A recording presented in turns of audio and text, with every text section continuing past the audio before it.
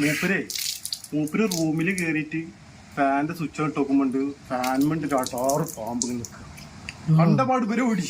ഞാൻ ലാഡറൊക്കെ എടുത്തു കൊടുത്തിട്ട് അതിന്റെ വാല് പിടിച്ച് പതുക്കെ പുറത്തേക്ക് ഇട്ടു. നമുക്കിന്ന് പാമ്പ്. അതാണ് പറഞ്ഞത്, സൂക്ഷിച്ചാൽ മുറ്റത്ത് അവിടെ ഒക്കെ പാമ്പുണ്ടാവും. കുട്ടികൾ കളിക്കുന്ന സ്ഥലമാണ്, നോക്കിക്കോളൂ. അതുപോലെ നമ്മൾ എടപ്പാള് പണിക്ക് പോയിട്ട് ഇവര് അൽമറ പെയിന്റ് അടിക്കുന്നു അല്ലേ. അൽമറ പെയിന്റ് അടിക്കുമ്പോൾ ഇതിനുണ്ട് ചീർന്നു. ഞാൻ പോയി നോക്കുമ്പോണ്ട് അൽമറിന്റെ ഉള്ളിലുണ്ട് അങ്ങനെ നിൽക്ക പാമ്പ്. ഇവരിത് കണ്ടപാട് ഇവര് ഓടിച്ചു അല്ലേ. ഞാൻ പാമ്പിനോട് പറഞ്ഞ് 10 പ്രാവശ്യം ഉള്ളൂ അതിന്റെ ഉള്ളിൽ പോയിട്ടില്ല. എന്റെ സ്വഭാവം വന്നാണ് 5 പ്രാവശ്യം ഇല്ല. 6ാമത്തെ പ്രാവശ്യം ബോസ് കൂളായിട്ട് ഇറങ്ങിപ്പോയി അല്ലേ. നല്ല പോക്ക പോയി. നമ്മക്ക് പാമ്പിനൊരു വിഷയമല്ലല്ലോ.